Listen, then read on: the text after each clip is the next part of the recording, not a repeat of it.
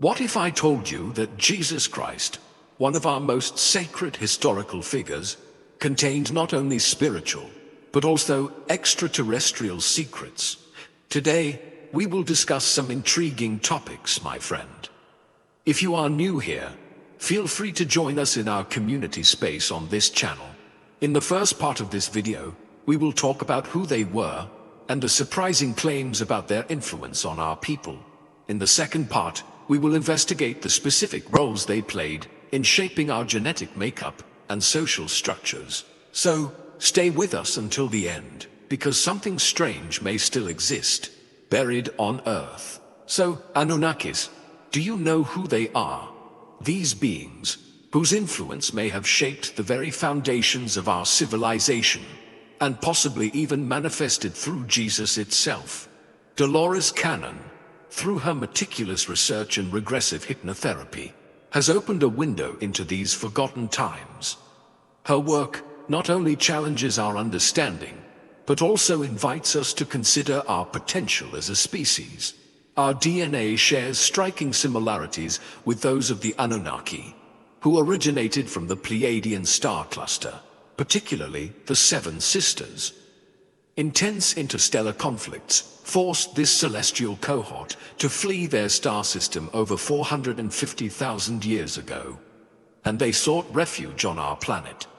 Unlike the typical depictions of extraterrestrials, the Anunnaki are hominids, bipedal and remarkably similar to humans in appearance and genetic makeup. These beings were part of a spacefaring civilization that escaped from their native star system due to a catastrophic galactic war, reminiscent of the destructive scenarios often depicted in science fiction like Star Wars. This conflict involved incredibly powerful weapons capable of annihilating entire planets, known as Brahma Astra and Brahma Astra Honda, forcing them to become refugees in space. The ancient texts, including the Mahabharata, Bhagavad Gita, and various Vedic scriptures, document these events and suggest that such weapons and wars were not just fictional tales, but historical realities. These sources, in conjunction with Sumerian texts such as the Enuma Elish, offer the initial proof of space refugees. This exodus brought the Anunnaki to Earth, where they established the Atlantean civilization, transforming the planet's landscape and influencing other ancient civilizations globally. Their arrival marked the beginning of significant cultural and technological exchanges, which shaped the developmental trajectory of these early societies. The tale of Atlantis, as told by Plato and other historical texts, lends credence to the idea that the Anunnaki had an impact on every continent far beyond their immediate geographical surroundings. This perspective I present to you aligns with the discovery of numerous pyramids in the Americas, which some believe were originally Atlantean structures repurposed by later civilizations, including the Catholic Church, in a historical cover-up. Raised within the Catholic faith, many are unaware of the darker chapters of the Church's history, particularly the role it played during the Papal Inquisitions. During this period, the Church was not merely spreading the gospel, it was enforcing its will through extreme measures, including the torture and murder of millions, to consolidate Christianity's hold across the globe. These inquisitions were not just about converting non-believers, but also involved a systematic eradication of civilizations and their sciences that predated or conflicted with Christian doctrines. This aggressive imposition, often masked under the guise of spreading the good news, led to widespread cultural and physical devastation. Similar to a powerful nation exploiting another for its resources under the pretext of liberation, the Church's legacy includes the alteration of historical landscapes, most notably the transformation of ancient pyramids into Christian sites. Demolished or repurposed, these ancient structures, once centers of different cultural and spiritual significance, have lost much of their identity. During the colonial era, the Americas witnessed the topping or conversion of numerous events, such as this one. Exploring these sites today, like the pyramids in Mexico City before they were fully excavated, offers a glimpse into the layers of history shaped by religious conquests. These remnants talk about a time when monumental architecture was repurposed to serve the expanding agenda of the church, forever changing the cultural landscape. In this part, we're unpacking some fascinating interactions between early humans and the Anunnaki. When these space visitors landed on Earth, they didn't bump into modern humans, but rather our earlier cousins, Homo erectus. These guys weren't just about brawn. They had a whole different vibe of intelligence. The problem is, with the Anunnaki workers, known as the Agigi, they were feeling seriously overworked and underappreciated after centuries of mining gold in what's now South Africa. Imagine working non-stop with no break and not enough company. It was tough. They were so fed up that they almost started a massive rebellion.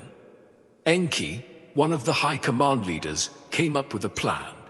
Instead of creating robots, which they tried and failed back on their home planet, he thought, why not upgrade the locals? So, they started tweaking the genetics of Homo erectus, giving rise to us, modern humans. This was their solution to lighten the workload, turn the existing Earth inhabitants into a more capable workforce. This bit of engineering wasn't just about labor. It set the stage for all sorts of human advancements. It's wild to think our development might have gotten a nudge from interstellar visitors. And all those offerings of the best harvests and livestock we read about in myths. That was their way of keeping the food supply rolling for these so-called gods. They could communicate over long distances using the architecture itself, which is pretty mind-blowing. It's like they had their own version of a loudspeaker, turning whole buildings into megaphones. So, they are just using humans as their farm team? Or was there more to this interaction? It's a mystery that keeps us looking at ancient ruins and wondering, what really went down back then? In this part of our video, we're looking into some really eye-opening stuff about Egypt and how it connects to theories about Jesus Christ being more than just an enigmatic figure. I highly recommend you make a tour of Egypt and go to see firsthand where the Egyptians stored huge amounts of food in the temples. These weren't just spiritual places, but practical ones, like giant grocery stores. This idea of gods needing food from humans changes how we might see these so-called divine beings. They weren't just mystical entities, but had practical needs just like us, relying on humans to provide for them. Now, let's talk about Jesus. Some think he might have had a bit of alien in him, like he was part of the Anunnaki, or had connections to them. The Apocrypha and some ancient texts not included in the standard Bible talk about miraculous births in his family, suggesting there might have been some unusual genetic tweaks from way back. It's like something out of a sci-fi story, right? Then there's Thoth the Atlantean, a wise guy who supposedly helped advance human societies. Some people think Jesus could have been a reincarnation of Thoth, sent to guide humanity to a better path. This idea suggests that the wisdom Jesus shared might have been part of a bigger plan by advanced beings to boost human development. If you stop to think about our chronological history with the Emerald Tablets in the Bible, this kind of makes sense. So, when we hear these theories, they make us wonder if there's more to our spiritual and cultural histories than we might have thought. Could our religious figures have been influenced by visitors from the stars? It's a wild thought that opens up lots of possibilities about our past and where our beliefs come from. So, think about the Aboriginal tribes in the Australian outback. There were a lot of Proto-Egyptian hieroglyphs. That's right, way down under in Australia. This just goes to show how interconnected our world really is. Now, these Aboriginal legends speak of the Pleiadians, or what they call the Seven Sisters star cluster, visible in the night sky. Interestingly, this isn't just something you hear about in Australia. Cultures around the world, including the Sumerians and ancient Egyptians, also talk about these stars. They're mentioned everywhere, from Homer's Iliad to the Bible and the Mahabharata. It seems like these stars have always been pretty significant. And here's where it gets even more interesting. You know how there are gaps in the Bible about where Jesus was from ages 12 to 32? Well, there's this text called the Gospel of the Holy 12, and it fills in some blanks. According to this text, Jesus spent time in Egypt, then went off to Tibet and India to learn about spirituality and healing, like Reiki and other mystic arts. And for a more complimentary perspective, you can find it in Dolores Cannon's book, Jesus and the Essenes. This book may provide some answers to these enigmatic questions. Through her work, Dolores stumbled upon crucial material shedding light on unexplored events from Jesus' life. These aspects were never mentioned in the Bible. Dolores' journey was undoubtedly profound and inspiring for all the human race. Imagine receiving it during regression sessions based solely on faith and belief, believing in its value, and feeling compelled to share it, even if it challenges established norms and religious beliefs. It's a remarkable experience to have individuals step forward to confirm the information she discovered. She received numerous letters and books from people validating many concepts in her works. And that is amazing. So, why don't we hear about this more? As it turns out, the Standard Bible might have left some parts out or changed things up a bit. Like, there's a big focus on being born again in the Bible, right? But it's not just about getting dunked in water. It's about a kind of spiritual awakening or rebirth that can happen over and over throughout your life. Basically, what we're looking at is a huge, interconnected story that spans across different cultures and teachings, suggesting that maybe there's a lot more to our history than we might think.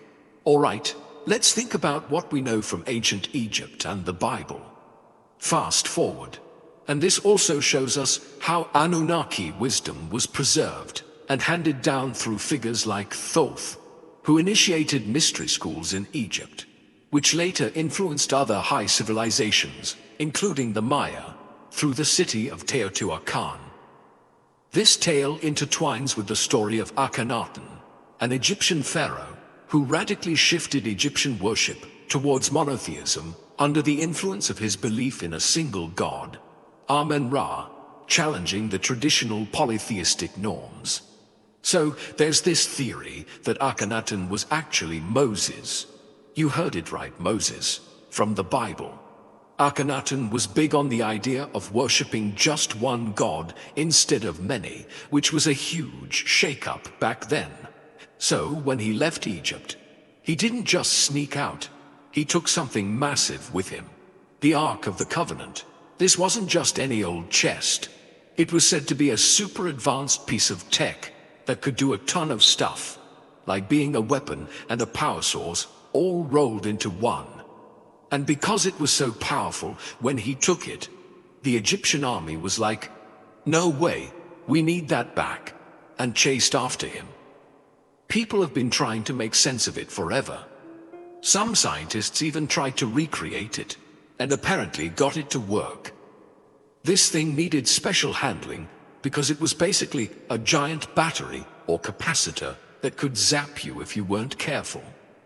The last known ark was said to be in Ethiopia, but who knows where it might be now.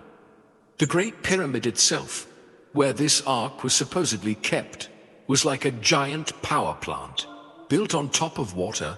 It used the flow to generate electrical energy that shot up through its chambers and out the top, sending power wirelessly to nearby obelisks. It sounds a bit like something Nikola Tesla came up with later, right? So, Akhenaten taking the Ark was a big deal. It meant he took the main power source of Egypt. Over time, things changed, and specific people were chosen for special roles, kind of like how Yeshua, or Jesus, was picked for his mission, which might have been about bringing a new kind of awareness to people, something that had been taught way before him. And here's a curious thing. Some of these teachings Jesus shared were similar to what was written on ancient tablets, the teachings from those old mystery schools in Egypt.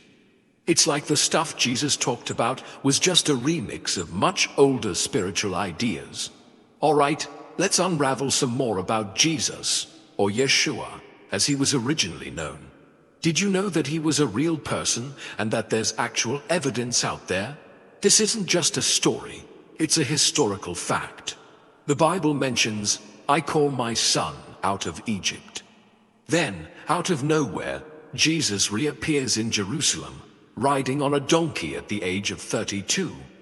But there's something deeper about Jesus. He represented Christ consciousness, which is this ancient power about reaching a state of ultimate love, knowledge, and service to others. Qualities of a truly ascended being. Jesus never said he would return. Instead, he spoke of Christ, or this elevated consciousness, coming back to uplift humanity into a new golden age. It's about realizing that everything in the universe, including us, is connected. We're all part of this massive data collection mission, where every experience, every moment, is sent back to the source. What you might call God, or universal consciousness. This idea that we're all part of God, and that God is part of us, breaks down the illusion of separation.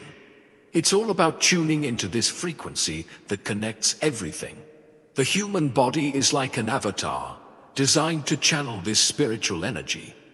Inside our skulls, there are structures resembling a crown of thorns, but they're actually neural correlates that help lock our consciousness into our physical bodies, along with other elements like magnetite crystals and the neocortex.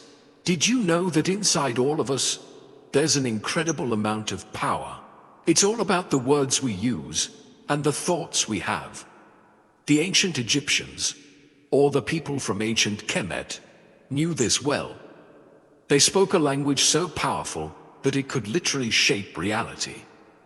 These weren't just words, they were cymatic frequencies, which are like codes that the universe picks up and then turns into reality. It's like we're programming our lives through what we say and think, creating different realities around us. And this isn't just poetic, it's scientifically backed up. Our brains are like supercomputers or microprocessors, tapping into multiple dimensions. Scientists have found that our brains can connect to 11 different dimensions.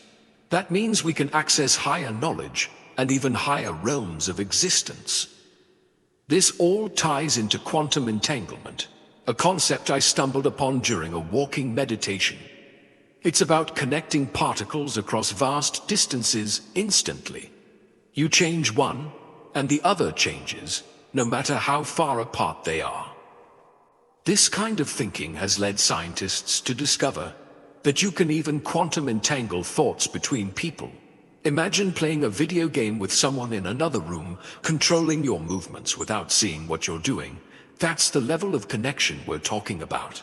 And all these thoughts, they're like light waves, forever floating around in this ether we're all part of.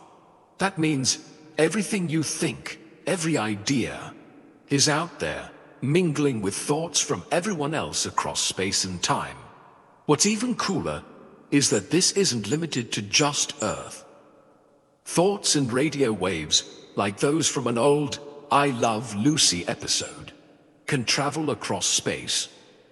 They could be picked up light years away, decoded, and watched, just like they were back in 1960. We're living in what's essentially a giant energetic grid, where concepts like distance and separation are just illusions. Everything is connected. Our thoughts have the power to warp the fabric of reality itself, attracting things into our lives based on the energy we emit. So when we talk about mastering this dimension, it's about understanding that we're really learning how to navigate a vast, interconnected universe. And as we grow and evolve, We can choose our paths, not just here on Earth but across dimensions. That's the real test of our existence. To live, love, create, and express the best possible versions of ourselves in every dimension we encounter. Thank you for your presence.